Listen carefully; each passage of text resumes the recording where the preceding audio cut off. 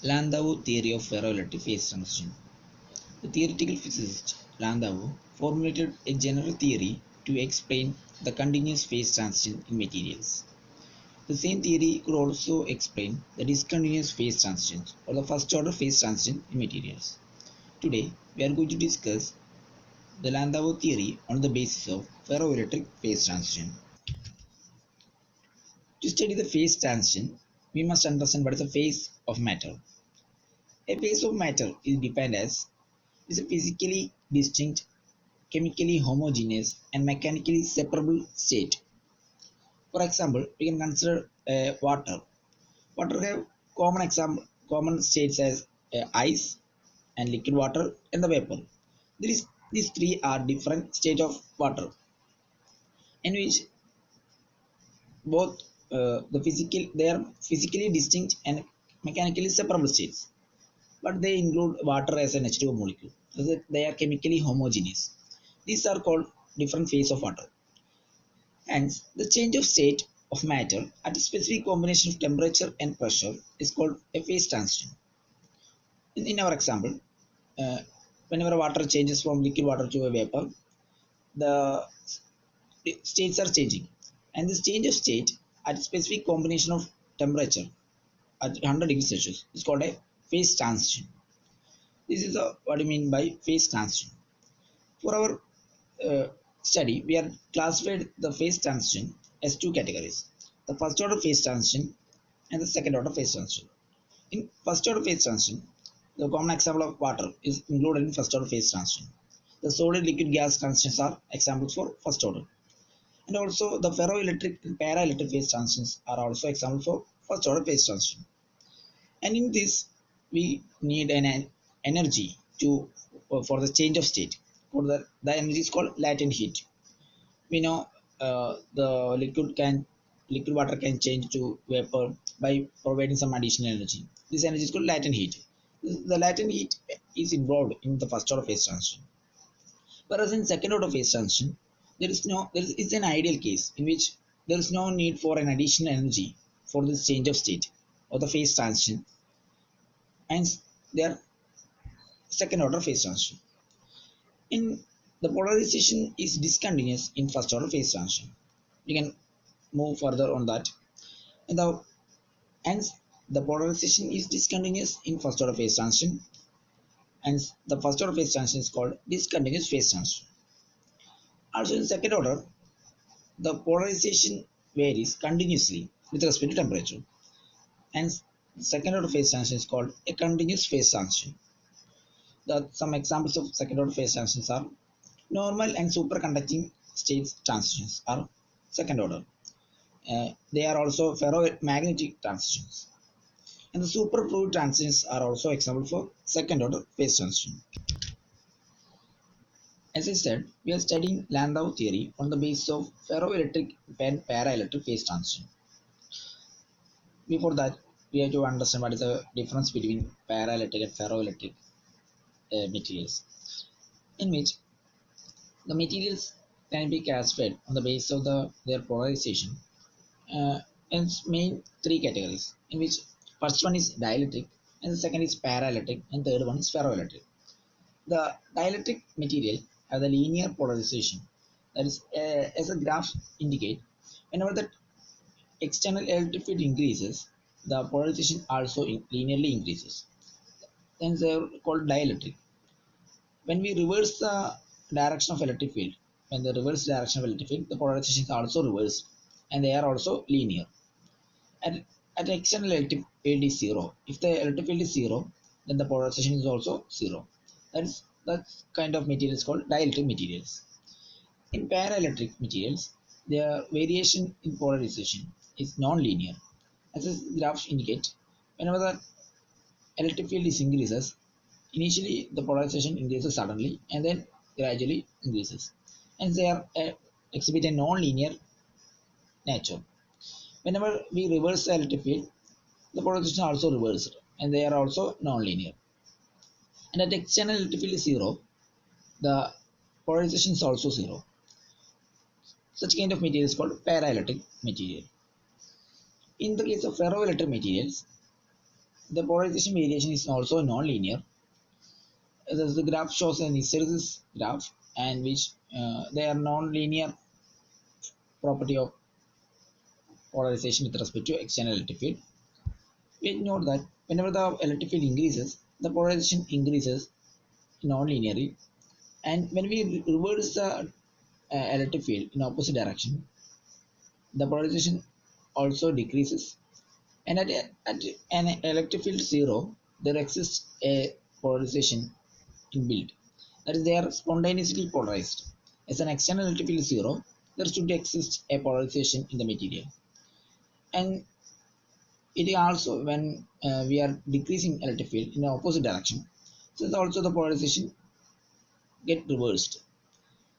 It is also common, but in ferroelectric materials can be used as a memory devices, in which suppose we are the electric field is now zero, which means the electric field is zero, and it is spontaneously polarized, whether it is positive polarization or negative polarization, which depends upon the next the previous state of the material. Suppose the electric field is zero, since the previously the polarization was positive, then now is the polarization is also positive. When the polarization was negative, then now at the electric field is zero, this is also negative. It's have a inbuilt memory for just preceding state of the matter. Hence, they could use as a memory devices, and the ferro memory devices can be more common. The main difference between paraelectric and ferroelectric material is that both of them show a nonlinear polarization with respect to electric field. But the paraelectric exhibit a spontaneous polarization. Whenever electric field is external electric field is zero, there exists a inbuilt polarization in the material. That is the main difference between ferroelectric and paraelectric material. Now we can move to our main topic, Landau theory. Landau theory is a formal thermodynamic theory to explain the phase transitions by the expansion of free energy as a function of polarization. In Landau theory, we are expanding the free energy of the system as as a function of polarization.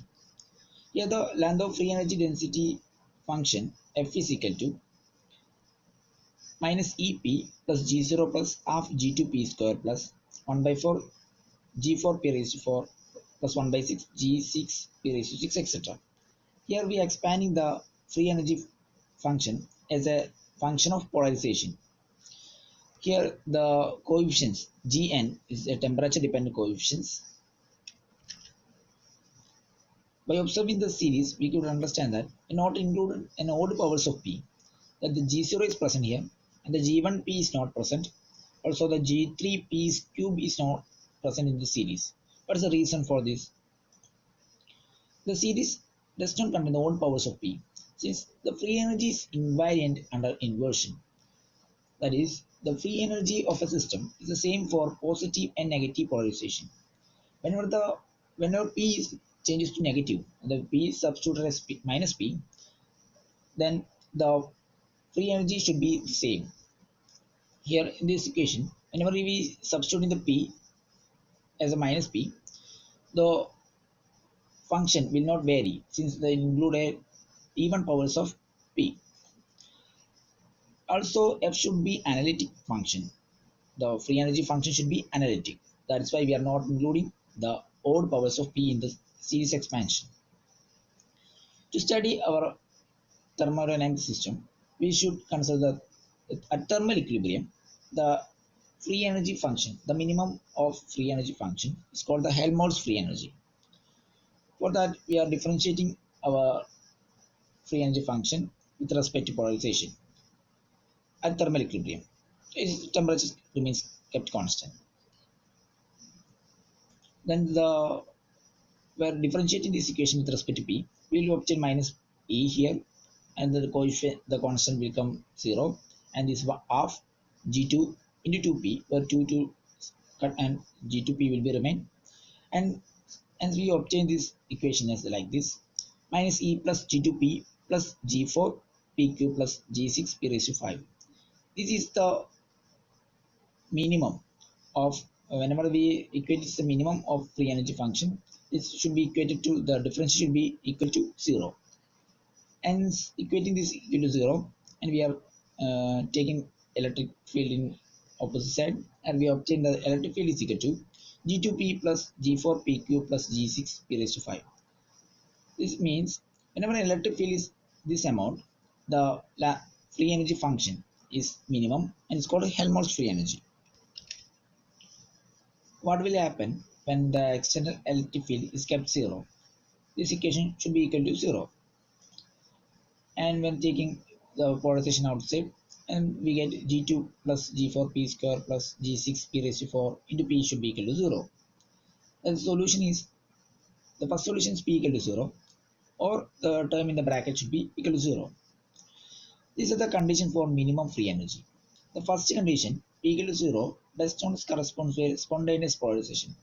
I have also mentioned that whenever the external electric field is 0, the polarization should exist a definite value. That is called spontaneous polarization. But here, when we external electric field is kept 0, the first solution is P equal to 0, which does not represent a spontaneous polarization. This kind of material is called paraelectric material. And for a material of a ferroelectric material, this second condition should be valid. So in this expansion, the G2 should pass through 0 at some temperature. That is, for a ferroelectric material, this condition should be satisfied. When we are taking the G2 and G4 and G6 both are positive quantities, then this solution, then this equation will not equal to, will never equal to 0. So at least a term should be negative. Firstly, we are taking the G2 as a negative term. That means we are also saying that the G2 is a temperature dependent coefficient. So G2 should be negative at specific region of temperature. That means the G2 should pass through at 0 at some specific temperature. And we can write G2 as gamma T minus T0, where gamma is a positive constant and T is temperature, and T0 is a specific temperature called critical temperature. Hence, we can obtain the solution as like this. Well, G2 is now negative, and by the combination of G4 and G6, this equation should be satisfied, and that corresponds to a ferroelectric material. Now we can use this theory to explain the second order phase transition. So that we should consider for a phase transition, this corresponds for a paraelectric state, and this corresponds for a ferroelectric state. So we have to deal with this equation for a ferroelectric material. That for a second order phase transition, the G4 should be positive. The constant G4 here should be positive. The G2 is, we are taken as negative quantity, and G4 should be positive in order to satisfy this equation. So the neglecting higher powers of the terms, we obtain that E is equal to, here the equation, the E is equal to this equation. In this equation, we are substituting G2 as gamma T minus T0, and the G4 is taken as a positive quantity and neglecting the higher terms, and we are obtained like this. Then when external electric field is 0, is equal to, substituting is equal to 0, and we are taking the P outside, and gamma T minus T0 plus G4 P square should be equal to 0. This equation consider one is P is equal to 0, or gamma T minus T0 should be minus G4 P square. This corresponds for a paraelectric state, where the external electric field is 0, then the polarization should be 0. This is paraelectric state, and this corresponds for a ferroelectric state, in which the PS, we are taking the PS as a PS in one side and obtaining the PS as plus or minus root of gamma T minus T0 by G4. Thus, in this corresponds for ferroelectric state, where the external electric field is 0 and the polarization should have a finite value. This corresponds for a ferroelectric state. This graph represents the variation of polarization with respect to temperature, in which the polarization varies continuously with respect to temperature, and this is called second order phase transition. And the second order phase transition is also called a continuous phase transition because of this variation. Polarization varies continuously with respect to temperature. Now you can use this theory to explain the first order phase transition. In first order phase transition, we are taking G4 as a negative quantity. Initially we have set G2 as a negative quantity. Suppose G4 is also negative. In order to satisfy our equation, the G6, the next term should be positive. Otherwise, our relation, this condition will become negative infinity. G2 is also negative, and suppose G4 is also negative. G6 should be positive in order to satisfy this equation. Hence, we are substituting the G2 and G2 here, and G2 is gamma T minus T0, and G4 is a negative quantity, and the equation becomes like this, in which with the polarization is taken outside, and we are obtaining two solutions as P is equal to 0 or gamma T minus T0 is equal to G4 P square minus G6 P raised to 4, in which this first solution P is equal to 0 for electric field is 0 corresponds to a paraelectric state, and the second solution is represented for a ferroelectric state.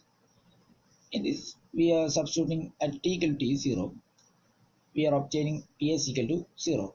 And when in the case of t equal to t0, the polarization should be 0. That means at the transition temperature T0, the free energies of a paraelectric and the ferroelectric phase will be the equal. So the minimum we are deriving the minimum condition for free energy. In the first solution is polarization 0 at external electric field 0. This corresponds to the paraelectric state. And in the ferroelectric state, at t equal to 0, which also corresponds to polarization is 0. That means the in both ferroelectric and paraelectric state, the free energy is minimum. Here this graph represents the variation of polarization with respect to temperature, in which at a critical temperature, the polarization suddenly jumps to 0, and this is called first order phase transition.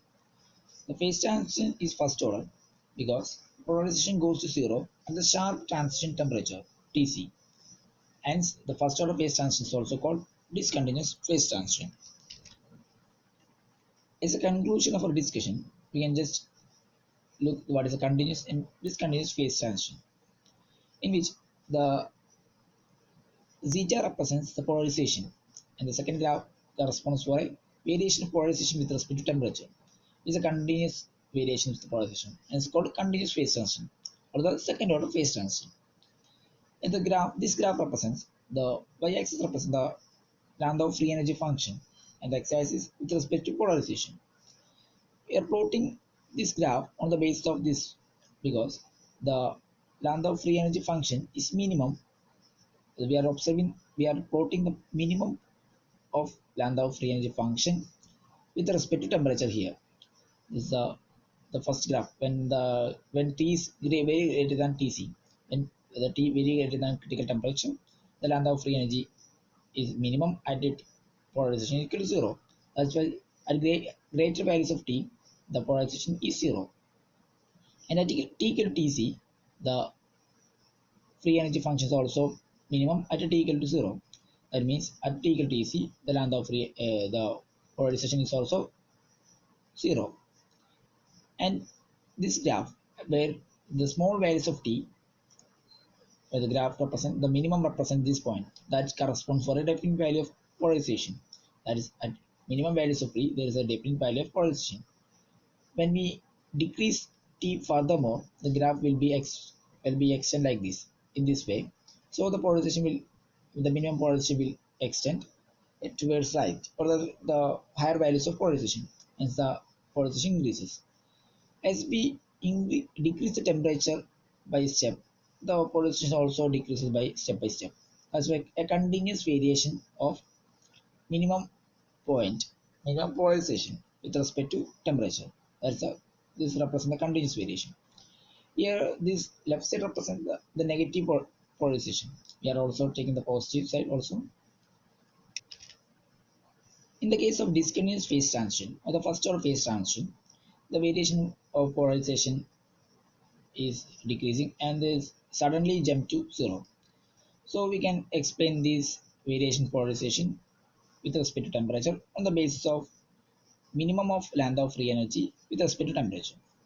For very high values of temperature, the Landau free energy is minimum at polarization equal to 0. There's a higher values of T, polarization is 0. And for a temperature T equal to Tc, the T1 is represent the Tc actually. So at T equal to Tc, the Landau free energy function have a minimum value at both polarization equal to 0 and a definite value of polarization. These 2 points represent the minimum of Landau free energy. That is, at T equal to Tc, there is a 2 point for polarization. One is 0 and other is a definite value of polarization. And for a temperature less than critical temperature, the minimum is this and correspond for a higher values of polarization. That at the minimum of at minimum temperature, there is a polarization is higher than that of critical temperature polarization. For when we decrease the temperature furthermore, the graph will extend like this. So the polarization will be gradually shifted to right. But the shift to the, of polarization with respect to variation temperature is not a continuous. There's a small shift in this polarization. We can also look this graph, which is plotted as a normalized form. That is at t equal to t0, it corresponds for a maximum polarization. So it's both graphs are plotted as a normalized form. We can use the Landau free energy function to calculate the dielectric constant of a material. For that, consider the minimum of Landau free energy, dou F by dou P, that is equal to 0, and we obtain minus E plus G2P equal to 0. Well, we are neglecting higher terms, and rearranging we get E is equal to G2P, where E by P is equal to G2, where G2 is a temperature dependent coefficient, which should be minimum, which should be 0 at T0. Then we can write gamma T minus T0 for G2, and here is the electric field and P is the polarization. The polarization of a material we can define is a epsilon 0 chi E, where epsilon 0 is the permittivity of free space and chi is the dielectric susceptibility and E is the electric field. Substituting the P here, a P is equal to epsilon 0 chi E, then E cancel and 1 by epsilon 0 chi will obtain equal to gamma T minus T0. By rearranging, we can get chi is equal to 1 by epsilon 0 gamma T minus T0, where the chi can be written as epsilon minus 1, where epsilon is the dielectric constant. Then by rearranging, we get the expression for dielectric constant is epsilon is equal to 1 plus 1 by epsilon 0 gamma T minus T0. Hence, we can find the dielectric constant of material using Landau free energy function. For a better clarification, we can just compare the variation of dielectric constant with respect to temperature and the variation of polarization with respect to temperature. The graph represents the typical variation of ferroelectric materials. The polarization of versus temperature graph shows a sudden jump here. It's a discontinuous graph which corresponds for a first order phase transition. Hence, the same discontinuity is also observed in the variation of dielectric constant with respect to temperature. And for a continuous variation polarization with respect to temperature is a second order phase transition, which for that material the variation of dielectric constant with temperature is also a continuous one. But the Tc represents the critical temperature, and this represents both the discontinuous and continuous variation of polarization with respect to temperature and also dielectric constant with respect to temperature. For further reference, we can refer the textbook of Introduction to Solid State Physics by Charles Kittel and the Solid State Physics by A.J.Dekker. Thank you.